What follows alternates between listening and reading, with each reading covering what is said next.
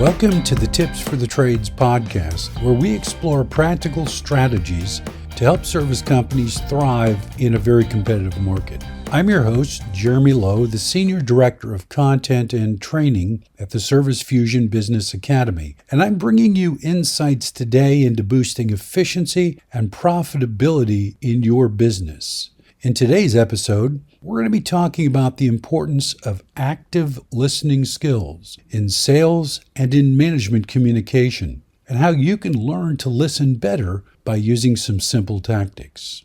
Throughout this episode, I'll define what active listening entails, explain why it's so vital for successful salespeople and managers, and share some best practices for improving your active listening abilities in both sales and management.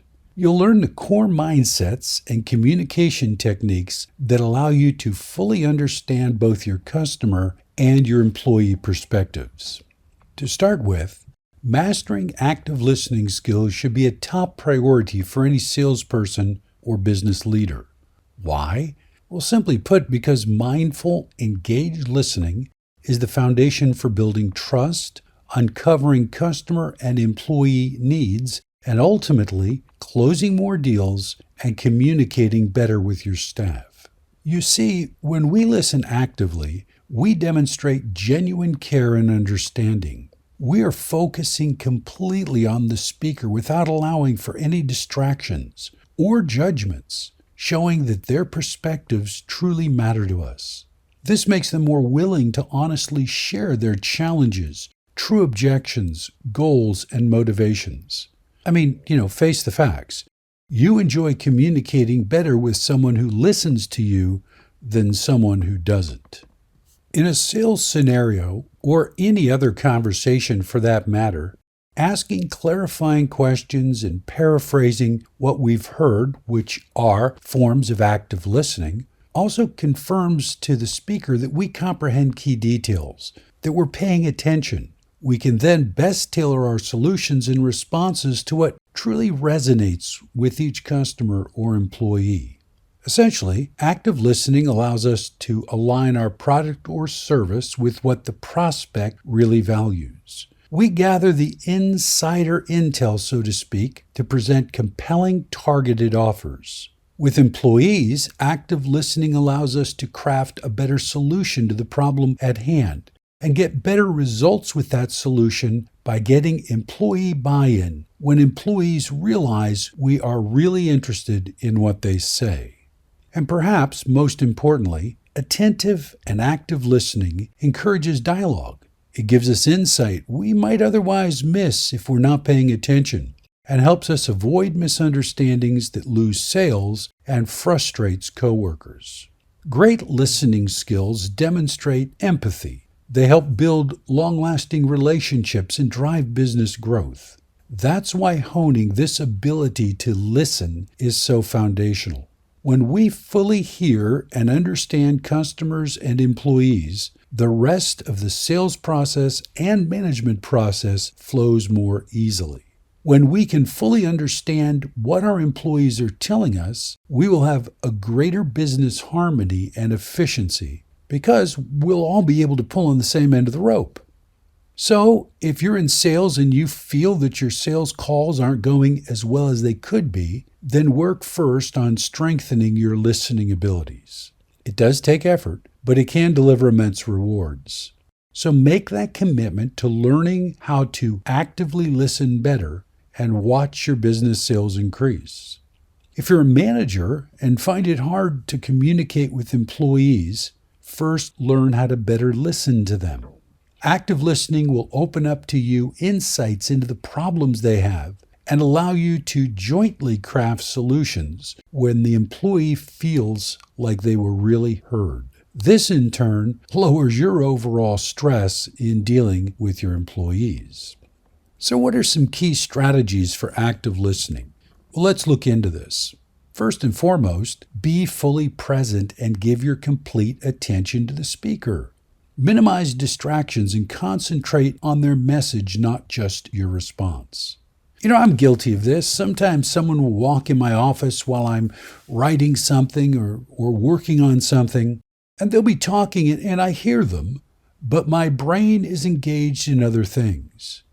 Thinking ahead about our response engages your brain and reduces the efficiency of your hearing, which leads to missing key points the other party may relay. The same holds true if you're busy and you don't stop what you're doing to give full attention to the speaker.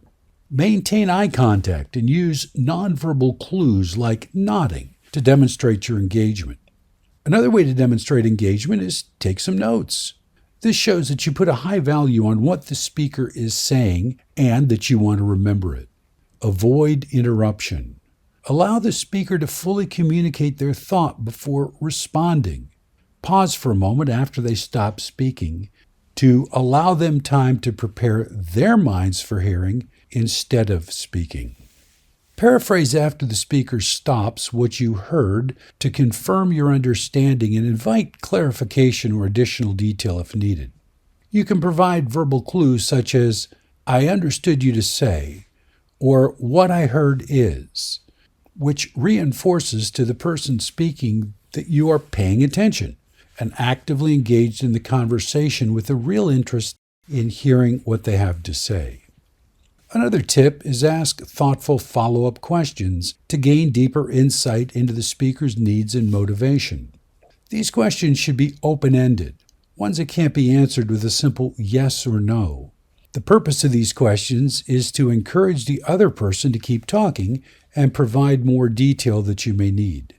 Asking open-end questions allows a person to explain in deeper detail their thoughts and emotions about an issue, something you may not get during a rushed conversation.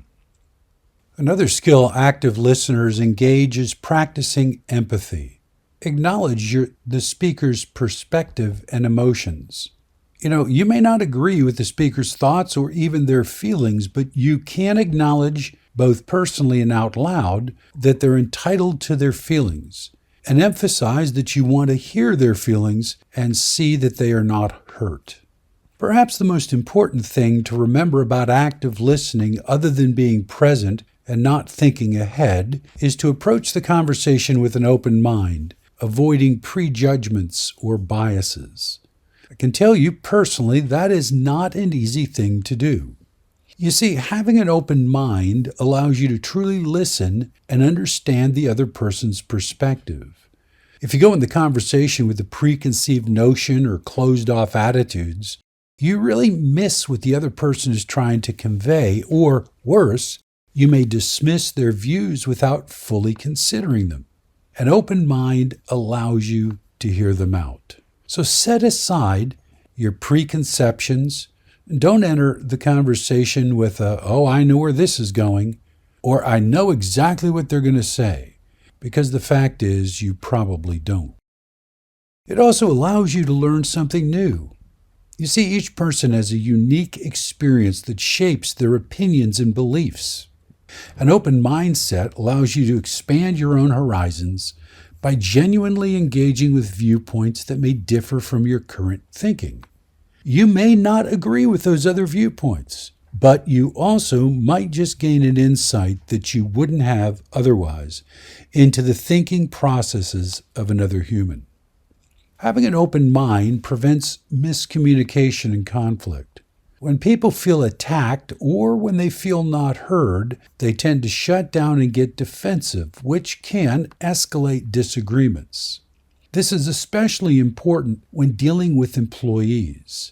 If you go into a conversation with your employee open-minded, you can better understand exactly where the disconnect is happening and address the root issues constructively.